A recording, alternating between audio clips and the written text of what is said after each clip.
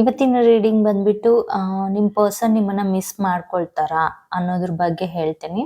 ಇದು general reading ಆಗಿರುತ್ತೆ, personal reading ಅಲ್ಲ. ನಿಮ್ಗೆ ಎಷ್ಟು ರೆಸೊನೇಟ್ ಆಗುತ್ತೋ ಅಷ್ಟು ಮಾತ್ರ ತಗೊಳ್ಳಿ. ಯಾಕಂದ್ರೆ ಇದು ಎಲ್ಲರಿಗೂ ರೆಸೊನೇಟ್ ಆಗುತ್ತೆ. ರೀಡಿಂಗ್ಸ್ ಯಾವಾಗೂ ಅಷ್ಟೇ ಎಲ್ಲರಿಗೂ 100% ಅಕ್ಯುರೇಟ್ ಆಗಿ ರೆಸೊನೇಟ್ ಆಗುತ್ತೆ ಅಂತ ಹೇಳಕ್ಕಾಗಲ್ಲ. ನಿಮ್ಗೆ ಎಷ್ಟು ರೆಸೊನೇಟ್ ಆಗುತ್ತೋ ಅಷ್ಟು ಮಾತ್ರ ತಗೊಳ್ಳಿ ಅಂತಾನೆ ನಾನು ಹೇಳ್ತೀನಿ. ಆ್ಯಂಡ್ ರೀಡಿಂಗ್ ಸ್ಟಾರ್ಟ್ ಮಾಡೋಣ, ಟೈಮ್ ವೇಸ್ಟ್ ಮಾಡೋದು ಬೇಡ. ಆ್ಯಂಡ್ ಇವಾಗ ಇಲ್ಲಿ ಬಂದಿರೋ ಕಾರ್ಡ್ಸ್ ಯಾವುದಂದ್ರೆ, ಫಸ್ಟ್ ಕಾರ್ಡ್ ಬಂದು ಏಸ್ ಆಫ್ ಪೆಂಟಿಕಲ್ ಬಂದಿದೆ. ಈ ಕಾರ್ಡ್ ಬಂದಿರೋದ್ರಿಂದ ಇಲ್ಲಿ ನನಗೆ ಏನು ಕಾಣಿಸ್ತಾ ಇದೆ ಅಂದರೆ, ನೀವಿಬ್ಬರು ತುಂಬ ರೊಮ್ಯಾಂಟಿಕ್ ಆಗಿದ್ದೀರಾ, ನಿಮ್ಮ ಲವ್ ಲೈಫಲ್ಲಿ ತುಂಬ ಎಂಜಾಯ್ ಮಾಡ್ತಾ ಇದ್ದೀರಾ, ಅಂದರೆ ಹ್ಯಾಪಿ ಆಗಿದ್ದೀರಾ ಅಂತ ಕಾಣಿಸ್ತಾ ಇದೆ. ಇನ್ನು ನಿಮ್ಮ ಪರ್ಸನ್ ನಿಮ್ಮನ್ನು ಮಿಸ್ ಮಾಡ್ಕೊಳ್ತಾರಾ ಅಂದರೆ ಖಂಡಿತ ಎಸ್ ಅಂತೀನಿ. ಅವರು ನಿಮ್ಮನ್ನು ತುಂಬ ಮಿಸ್ ಮಾಡ್ಕೊಳ್ತಾರೆ, ನಿಮ್ಮ ಪ್ರೆಸೆನ್ಸ್ನ ತುಂಬ ಮಿಸ್ ಮಾಡ್ಕೊಳ್ತಾರೆ ಅಂತ ಹೇಳ್ತೀನಿ. ಇನ್ನು ಸ್ವಲ್ಪ ಜನ ರಿಲೇಷನ್ಶಿಪ್ಪಲ್ಲಿ ಬಂದು 1 ಇಯರ್ ಆಗಿರ್ಬೋದು, ಅಥವಾ ಸ್ವಲ್ಪ ಜನಕ್ಕೆ ರೀಸೆಂಟಾಗಿ ಬಂದಿರೋದು ಕಾಣಿಸ್ತಾ ಇದೆ. ಇನ್ನೊಂದು ನಾನು ಹೇಳ್ತೀನಿ, ಇಲ್ಲಿ ನಿಮ್ಮ ಪರ್ಸನ್ ನಿಮಗೆ ತುಂಬ ಗಿಫ್ಟ್ಸ್ ಕೊಟ್ಟಿರ್ಬೋದು, ಅಥವಾ ನೀವು ಕೊಟ್ಟಿರ್ಬೋದು, ಅಥವಾ ಅವ್ರಿಗೆ ಕೊಡಬೇಕು ಅಂತ ಇರ್ಬೋದು. ಅಂದರೆ ಅವ್ರೇನೋ ಒಂದು ಸರ್ಪ್ರೈಸಿಂಗ್ ಪ್ಲ್ಯಾನ್ ಮಾಡ್ತಾ ಇದ್ದಾರೆ ನಿಮಗೆ ಅನ್ನೋದು ಕಾಣಿಸ್ತಾ ಇದೆ. ಆ್ಯಂಡ್ 1 ಇಯರ್ ಒಳಗಡೆ ಅವ್ರೇನೋ ಪ್ಲ್ಯಾನ್ ಮಾಡ್ತಾ ಇದ್ದಾರೆ, ನಿಮ್ಗೇನೋ ಒಂದು ಸರ್ಪ್ರೈಸ್ ಕೊಡಬೇಕು. ಅದು ಮದುವೆ ಕಮಿಟ್ಮೆಂಟೋ ಅಥವಾ ನಿಮ್ಗೇನಾದರೂ ಗಿಫ್ಟೋ, ಅದೇನೇ ಆಗಿರಲಿ, ಬಟ್ ಅದರಿಂದ ನಿಮಗೆ ಹ್ಯಾಪಿ ಆಗೋ ಥರದ್ದೇನೋ ಒಂದು ನಿಮಗೆ ಕೊಡಬೇಕು ಅಂತ ಅವರು ಪ್ಲ್ಯಾನ್ ಮಾಡ್ತಾ ಇದ್ದಾರೆ. ಆ್ಯಂಡ್ ಇಲ್ಲಿ ಏಸ್ ಆಫ್ ಪೆಂಟಿಕಲ್ ಏನು ಹೇಳೋದು ಅಂದರೆ, ಅವ್ರು ಡೆಫಿನೆಟ್ಲಿ ನಿಮ್ಮ ಬಗ್ಗೆ ಥಿಂಕ್ ಮಾಡ್ತಾರೆ, ಯೋಚನೆ ಮಾಡ್ತಾರೆ, ನಿಮ್ಮ ಬಗ್ಗೆ ತುಂಬ ಸೀರಿಯಸ್ ಆಗಿದ್ದಾರೆ, ಮತ್ತು ನಿಮಗೆ ಟೈಮ್ ಕೊಡ್ತಾರೆ, ಮತ್ತು ನಿಮ್ಮನ್ನು ಮಿಸ್ ಮಾಡ್ಕೊಳ್ತಾರೆ ಅನ್ನೋದನ್ನು ಹೇಳ್ತಾ ಇದೆ.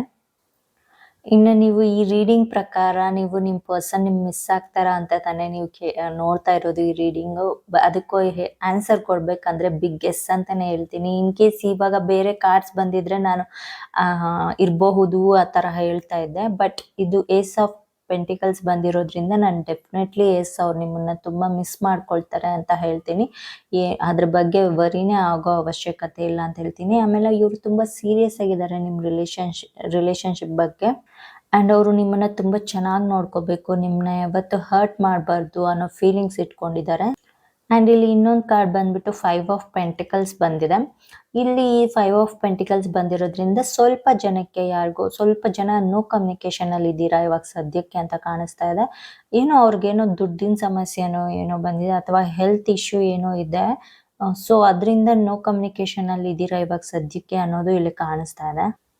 ಅಂದರೆ ಈ ರೀಸನ್ಸಿಂದ ಅವರು ನಿಮಗೆ ಓಪನ್ ಆಗಿ ಹೇಳ್ತಾ ಇಲ್ಲ ಅವ್ರಿಗೇನು ಸಮಸ್ಯೆ ಆಗ್ತಾ ಇದೆ ಅಂತ. ಅವರು ನಿಮಗೆ ಹೇಳಿ ನಿಮಗೆ ಹರ್ಟ್ ಮಾಡ್ದಿರಾ ಅವರಲ್ಲೇ ಅವರ ನೋವು ತಿನ್ಕೊಂಡು ಅವರು ಸದ್ಯಕ್ಕೆ ನೋ ಕಮ್ಯುನಿಕೇಷನಲ್ಲಿ ಇದ್ದಾರೆ ಅನ್ನೋದು ಕಾಣಿಸ್ತಾ ಇದೆ. ಇದು ಸ್ವಲ್ಪ ಜನಕ್ಕೆ ಮಾತ್ರನೇ ಅದು ರೆಸೊನೇಟ್ ಆಗೋದು, ಎಲ್ಲರಿಗೂ ರೆಸೊನೇಟ್ ಆಗುತ್ತೆ ಅಂತ ಹೇಳಲ್ಲ ಈ second card. But first card ಬಂದಿರೋದ್ರಿಂದ ಈ ರೀಡಿಂಗ್ ಪ್ರಕಾರ ಫಸ್ಟ್ ಕಾರ್ಡೇ ಪಾಸಿಟಿವ್ ಕಾರ್ಡ್ ಬಂದಿರೋದ್ರಿಂದ, ಸೊ ಒಂದು ಪಾಸಿಟಿವ್ ಎನರ್ಜಿ ಅನ್ನೋದಂತೂ ಖಂಡಿತ ಇದೆ ನಿಮ್ಮಿಬ್ಬರ ಮಧ್ಯೆ. ಆ ಪರ್ಸನ್ ಅಂತೂ ತುಂಬ ಹಾನೆಸ್ಟ್ ಆಗಿ ಜೆನ್ಯೂನ್ ಆಗಿದ್ದಾರೆ. ಬಟ್ ಸ್ವಲ್ಪ ಜನಕ್ಕೆ ಮಾತ್ರ ಈ ಥರ ಏನೋ ಒಂದು ನಿಮ್ಮ ರಿಲೇಷನ್ಶಿಪ್ ಮೇಲೆ ಅದು ದೃಷ್ಟಿ ಆ ಥರ ಏನಾದರೂ ಆಗಿರ್ಬೋದು. ಮೇ ಬಿ ಅದರಿಂದ ಅವರು, ಅಂದರೆ ನೀವಿಬ್ಬರು ಕಮ್ಯುನಿಕೇಷನ್ ಇಲ್ಲದೆ ಇರೋ ಥರ ಸ್ವಲ್ಪ ದಿನ ಆ ಥರ ಇರುತ್ತೆ. ಅದು ಏನು ನೆಗೆಟಿವ್ ವೈಬ್ಸ್ ಇರುತ್ತೋ ಅದೆಲ್ಲ ರಿಮೂವ್ ಆದಮೇಲೆ ಮತ್ತೆ ನೀವು ಒಂದಾಗ್ತೀರಾ. ಅವ್ರಿಗೇನೇನು ಪ್ರಾಬ್ಲಮ್ಸ್ ಇದೆಯೋ ಅದನ್ನೆಲ್ಲ ಶಾರ್ಟ್ ಔಟ್ ಆದಮೇಲೆ ಖಂಡಿತ ನೀವಿಬ್ಬರು ಒಂದಾಗ್ತೀರಾ. ಇನ್ನೂ ಅವ್ರ ಮನಸ್ಸಲ್ಲಿ ಏನೇನು ನಿಮಗೆ ಹೇಳಬೇಕು ಅಂದ್ಕೊಳ್ತಾ ಇದ್ದಾರೆ ಅನ್ನೋದನ್ನು ನೋಡಬೇಕಾದ್ರೆ ಈ 2 ಕಾರ್ಡ್ಸಲ್ಲಿ ಅವ್ರ ಲೈಫೇ ನೀವು, ಅವ್ರ ಜೀವನನೇ ನೀವು ಅಂತ ಹೇಳ್ತಾ ಇದ್ದಾರೆ. ಆ್ಯಂಡ್ ಇಲ್ಲಿ ಮಿಸ್ಸಿಂಗ್ ಎನರ್ಜೀಸ್ ಕಾಣಿಸ್ತಾ ಇರೋದ್ರಿಂದ ಅವರು ನಿಮಗೆ ಇನ್ನೂ ಏನು ಮೆಸೇಜ್ ಹೇಳಬೇಕು ಅಂತ ಇದ್ದಾರೆ ಅಂದರೆ, ಅವರು ನಿಮ್ಮ ಜೊತೆ ಮಾತಾಡಬೇಕು ಅಂತ ಇಷ್ಟಪಡ್ತಾ ಇದ್ದಾರೆ. ಅವರು ತುಂಬ ವಿಷಯಗಳು ನಿಮ್ಮ ಜೊತೆ ಮಾತಾಡಬೇಕು, ತುಂಬ ವಿಷಯಗಳು ನಿಮ್ಮ ಹತ್ರ ಶೇರ್ ಮಾಡ್ಕೋಬೇಕು ಅಂತ ಇಷ್ಟಪಡ್ತಾ ಇದ್ದಾರೆ. ಬಟ್ ಏನೋ ಒಂದು ತಡೀತಾ ಇದೆ ಅವ್ರನ್ನ. ಇದು ಸ್ವಲ್ಪ ಜನಕ್ಕೆ ಮಾತ್ರ. ಏನೋ ಒಂದು ತಡೀತಾ ಇದೆ ಅವ್ರಿಗೆ, ಫಿನಾನ್ಷಿಯಲ್ ದುಡ್ಡಿನ ವಿಷಯದಲ್ಲೋ ಅಥವಾ ಅವ್ರ ಹೆಲ್ತ್ ವಿಷಯದಲ್ಲೋ ಏನೋ ಒಂದು ಅವರನ್ನು ತಡೀತಾ ಇದೆ. ನಿಮ್ಮ ಜೊತೆ ಕಮ್ಯುನಿಕೇಟ್ ಮಾಡೋಕ್ಕಾಗ್ತಾ ಇಲ್ಲ ಅವರು. ಬಟ್ ಮನಸ್ಸಲ್ಲಂತೂ ಅವರು ನಿಮ್ಮ ಜೊತೆ ಮಾತಾಡಬೇಕು ಅಂತ ತುಂಬ ಆಸೆ ಇಟ್ಕೊಂಡಿದ್ದಾರೆ, ಇಷ್ಟಪಡ್ತಾ ಇದ್ದಾರೆ. ಇನ್ನು ಸ್ವಲ್ಪ ಜನಕ್ಕೆ ಏನಾದರೂ ಮಿಸ್ಅಂಡರ್ಸ್ಟ್ಯಾಂಡಿಂಗ್ ಬಂದು ನೀವಿಬ್ಬರು ಫಸ್ಟ್ ಅವರೇ ಮಾತಾಡಲಿ ಅಥವಾ ನೀವೇ ಮಾತಾಡಲಿ ಅಂತ ಇಬ್ಬರು ಆ ಥರ ಅಂದ್ಕೊಳ್ತಾ ಇದ್ದರೆ, ನೀವೇ ಒಂದು ಸ್ಟೆಪ್ ಇಳಿದು ಮಾತಾಡ್ಸೋಕ್ಕೆ ಟ್ರೈ ಮಾಡಿ ಅಂತ ಹೇಳ್ತೀನಿ. ಯಾಕಂದರೆ ಅವ್ರ ಮನಸ್ಸಲ್ಲಿ ತುಂಬ ಸ್ಟ್ರಾಂಗ್ ಆಗಿ ಫೀಲ್ ಆಗ್ತಾ ಇದ್ದಾರೆ, ನಿಮ್ಮನ್ನು ತುಂಬ ಮಿಸ್ ಮಾಡ್ಕೊಳ್ತಾ ಇದ್ದಾರೆ. ಅವ್ರನ್ನೇನೋ ತಡೀತಾ ಇದೆ ಅವ್ರು ಬಂದು ನಿಮ್ಮ ಜೊತೆ ಮಾತಾಡೋದಕ್ಕೆ. ಸೊ ಅದರಿಂದ ನೀವೇ ಟ್ರೈ ಮಾಡಿ, ನೀವೇ ಒಂದು ಸ್ಟೆಪ್ ಮುಂದೆ ಹೋಗಿ ಅವ್ರ ಜೊತೆ ಮಾತಾಡೋಕ್ಕೆ ಟ್ರೈ ಮಾಡಿ.